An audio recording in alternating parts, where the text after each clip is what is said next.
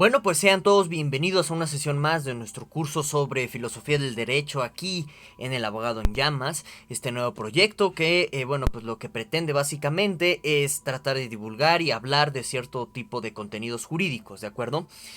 Si te gusta este tipo de videos y si estás interesado en este curso, lo único que te pediría por el momento a modo de apoyo, en caso de que te agrade el video y que te agrade el curso de filosofía del derecho, es que te suscribas y que, bueno, pues actives la campanita para que no te pierdas ninguna de las sesiones del presente curso.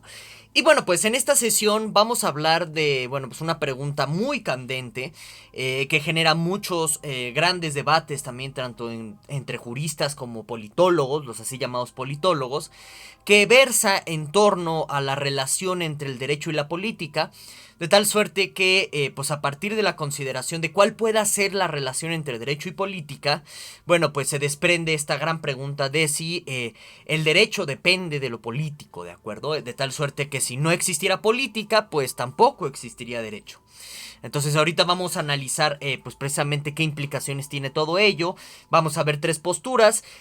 más o menos así de bibliografía general o básica que les podría ser muy útil para todo este tipo de cuestiones de filosofía del derecho, pues son los textos de Norberto Bobbio, que tiene bastantes al respecto. Norberto Bobbio pues es un personaje que pues yo diría que básicamente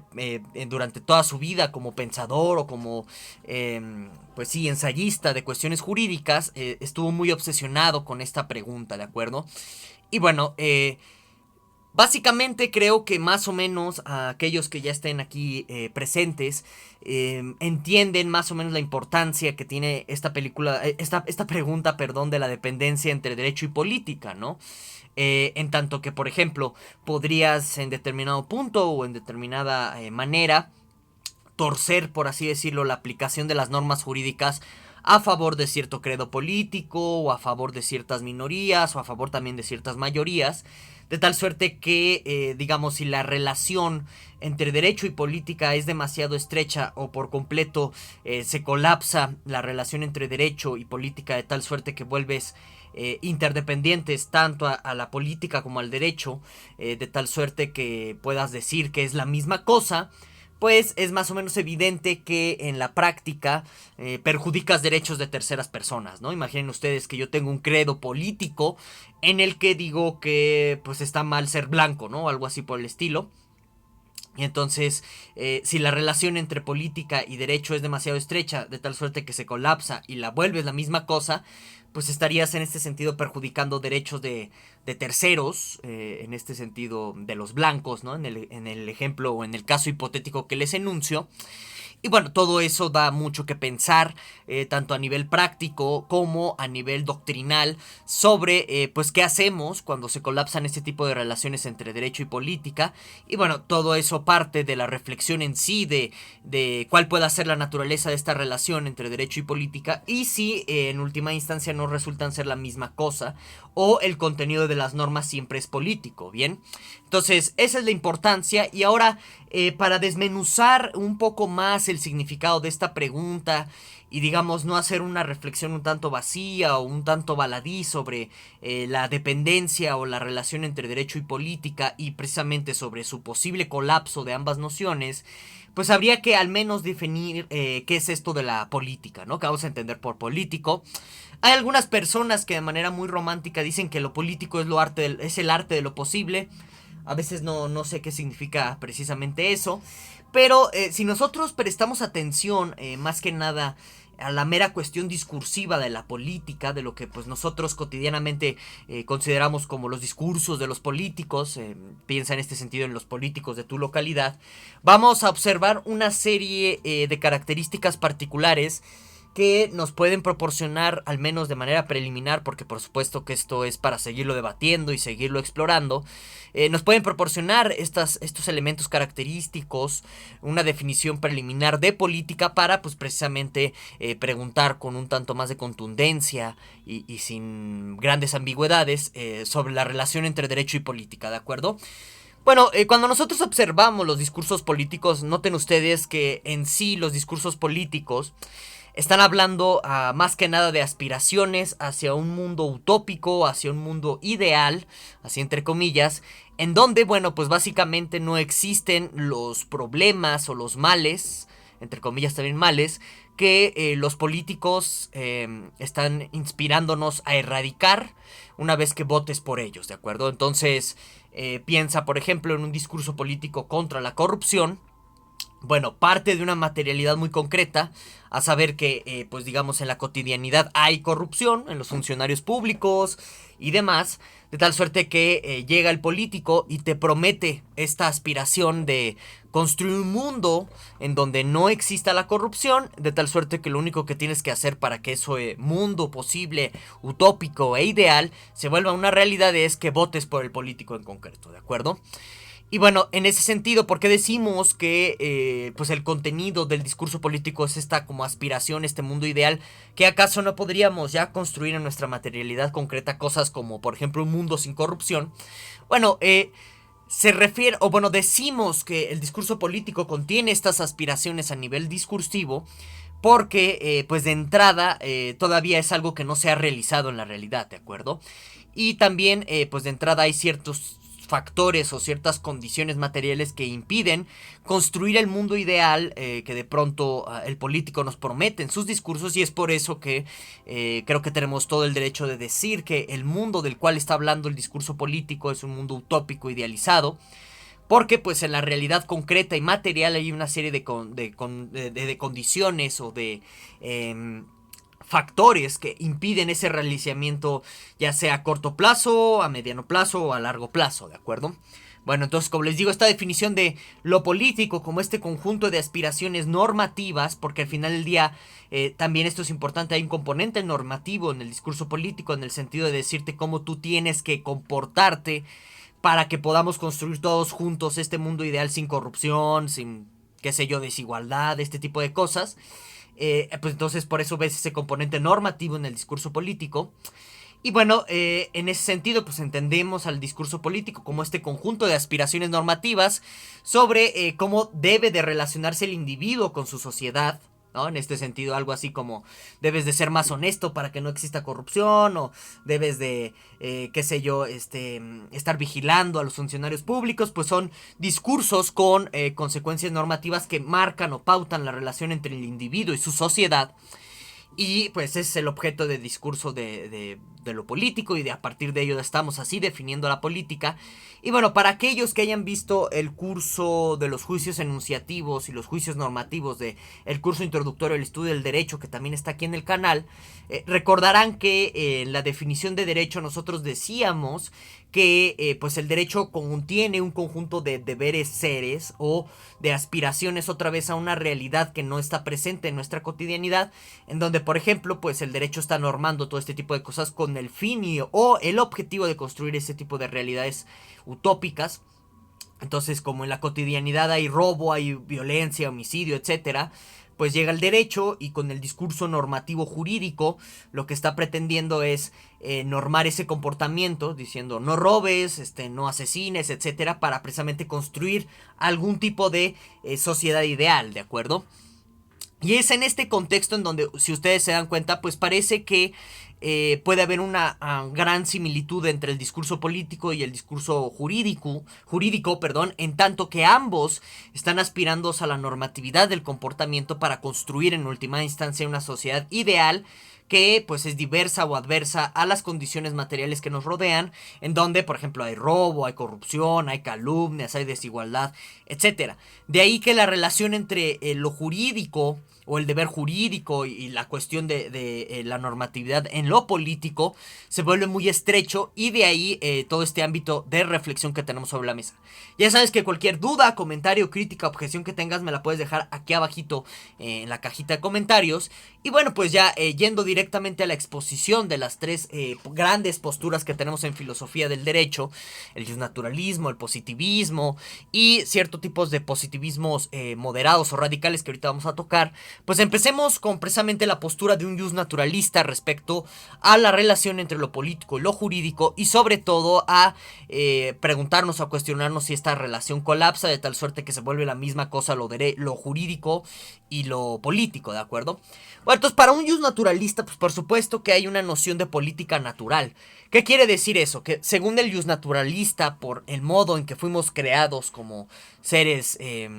pues precisamente creados por una divinidad, incluso puedes pensar que aquí hay cuestiones o argumentos evolutivos, no necesariamente teológicos. Recuerden que el positivismo a veces se fundamenta desde la teología judio-cristiana, sobre todo, en el sentido de que es Dios el que nos da ciertos tipos de derechos naturales. Y pues también se puede esto argumentar o justificar mediante cierto tipo de biologicismos, es decir, pensando en cuestiones muy sociológicas sobre nuestro comportamiento y demás. Bueno, entonces para un justnaturalista, en este sentido, pues va a considerar que lo político es algo natural, porque él cree que existen algo así como los derechos políticos del ser humano. En donde, bueno, pues los derechos políticos versan sobre, digamos, este derecho como intrínseco o innato que tiene sobre, digamos, organizarse en una comunidad, en pactar sobre cómo puede hacer esta organización social, en instaurar o dar ciertos gobernantes cierto tipo de poderes en la sociedad, etcétera, ¿de acuerdo? De tal suerte que también es un derecho político natural dentro del justnaturalismo de poner a mandatarios, de poner a los líderes que, bueno, pues están encabezando cierta organización social, ¿de acuerdo? Entonces, como pueden ustedes darse cuenta que hay un colapso entre entre lo jurídico y lo político en términos de derechos naturales, siendo al final del día esta pretensión normativa, ¿no?, que tiene tanto el discurso político como la pretensión normativa que tiene el discurso jurídico para un justnaturalista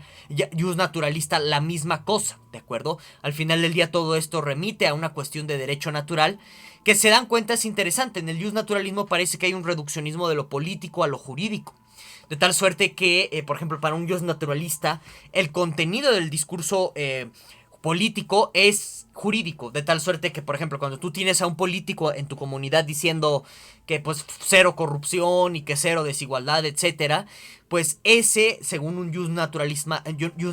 te va a decir que el contenido en última instancia de ese discurso político es la construcción de un deber ser jurídico. Es decir, que cuando un político te está diciendo no, que pues abajo la corrupción, etcétera, está planteándolo en términos de o bueno, el contenido de ese discurso en última instancia es el de invitarnos a todos nosotros a construir un derecho anticorrupción. Si habla de la desigualdad, el contenido de ese discurso político es invitarnos a construir leyes contra la desigualdad, ¿de acuerdo? De esta manera vería la relación el justnaturalista clásico, ¿no?, que pues proviene de cierto tipo de contractualismos sociales como el rusiano, el hobbesiano. Norberto Bobbio, por ejemplo, se mueve en este tipo de coordenadas. Y bueno, en este sentido, pues toda aspiración política para el justnaturalismo es una aspiración de construir un Estado de Derecho. Algo interesante, aunque aquí el gran problema que hay,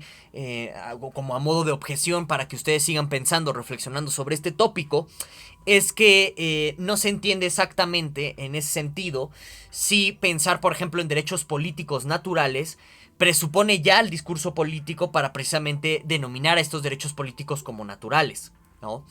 ¿A qué me refiero con todo ello? A que si tú dices algo así como, mira, el discurso de tu político local, ¿no?, en contra de la corrupción, tiene un contenido jurídico en tanto que está planteando en última instancia construir un Estado de Derecho como último eslabón de la sociedad, el problema de ello es pensar si eso no termina respondiendo a un proyecto político. Es decir, que en última instancia, para justificarse la creación de ese Estado de Derecho, tiene que apelar a algún tipo de discurso político ulterior o más grande, o que no se ve de manera explícita, en donde eso se argumente como algo bueno para todos nosotros, a modo de aspiraciones utópicas, ¿de acuerdo? Por eso, de pronto, este como tipo de colapso o de reduccionismo entre derecho y política no se ve tan claro en el justnaturalismo. Pero bueno, ya sabes que cualquier duda, crítica, objeción que tengas me la puedes dejar aquí abajito en la caja de los comentarios. Bueno, ahora pensando en un positivismo moderado, en donde cree que, pues básicamente el derecho no es natural, sino que es una construcción, una convención social, bueno, te va a decir claramente que lo político, este tipo de aspiraciones de construir un cierto tipo de sociedad utópica o ideal, pues es cierto tipo de contenido convencional sobre la estructura de las normas jurídicas, de tal suerte que es como el motor del derecho, la intención política. Eso te lo va a decir el positivismo. Coincide, si se dan cuenta, con el naturalismo. Sin embargo, se diferencia sobre la consideración ya metafísica u ontológica de pensar el derecho como algo natural o como algo en sí que está en la esencia del ser humano, ¿de acuerdo? Aquí todavía es una cuestión muy convencional, de tal suerte que, por ejemplo, para el positivismo moderado que te encuentras en la obra de Austin, pues ve al derecho como, bueno, digamos que el objetivo de todo derecho es este tipo de armonía social. Y este tipo de armonía social se presentan de manera utopizadas, y por eso se cree que lo político aquí es el contenido de la norma. Ahora, aquí hay un gran detalle dentro del positivismo moderado, que como es convencional esta construcción política que motivaría la norma jurídica, eso implica que lo puedes cambiar, que lo puedes modificar, de tal suerte que en muchas ocasiones las estructuras jurídicas dentro del positivismo pueden existir sin ningún problema, a pesar de que no hay meramente una intención política detrás. Puede haber una intención económica, puede haber incluso hasta una intención de ego personal. Simplemente piensen en un gobernador, algo así por el estilo, un déspota, un autócrata, etcétera, en la historia de la humanidad,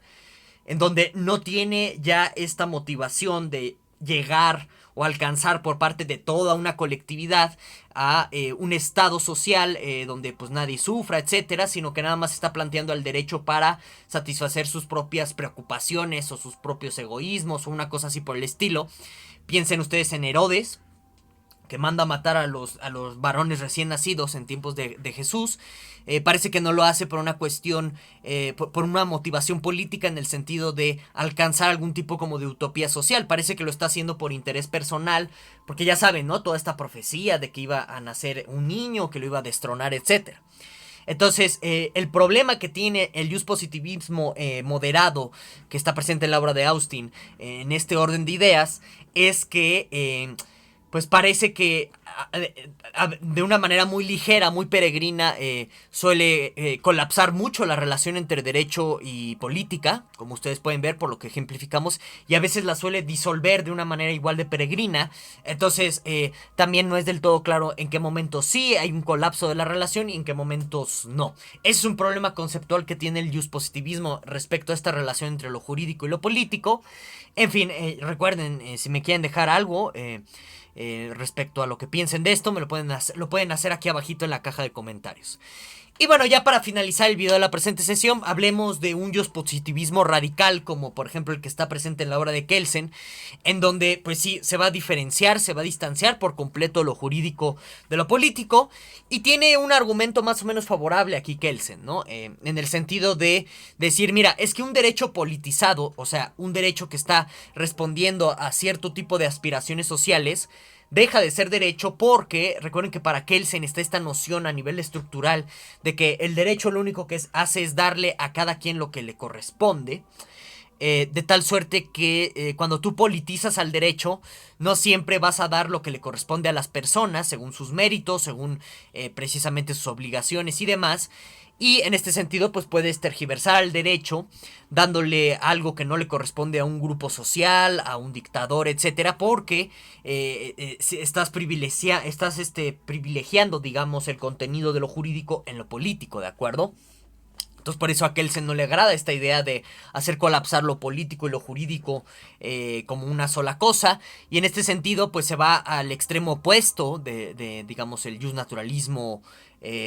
pues clásico, el del contractualismo, afirmando que no tienen ningún tipo de relación. Pero parece que esto a nivel histórico es un poco difícil de comprar. Por ejemplo, si ustedes piensan en la Revolución Francesa, esto que se conoce como la Declaración Universal de los Derechos del Hombre y del Ciudadano, pues tiene una motivación claramente política que nace de la molestia social de ese entonces de los plebeyos contra la monarquía francesa. Y pues ahí estaría el contenido político que motiva la creación de este ordenamiento jurídico. Y entonces a nivel histórico como que es muy difícil de pronto comprarle esto a Kelsen, a modo de que esto sea una, digamos, teoría explicativa de la relación entre derecho y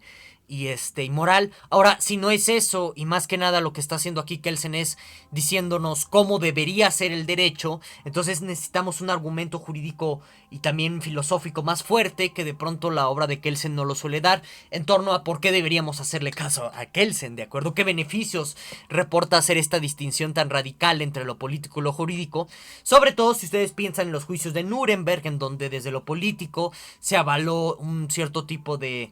ordenamientos jurídicos en contra de los judíos. Ya saben ustedes a qué me refiero con todo ello. Entonces parece que no conviene de pronto hacerle demasiado caso a Kelsen, en tanto dar esta distinción muy radical entre lo político y lo jurídico. Y bueno, hasta aquí vamos a dejar el video de la presente sesión. Espero que les haya gustado. Ya saben que cualquier duda, comentario, sugerencia que tengan me la pueden hacer llegar aquí abajo en la cajita de los comentarios. Nos vemos. Hasta la próxima.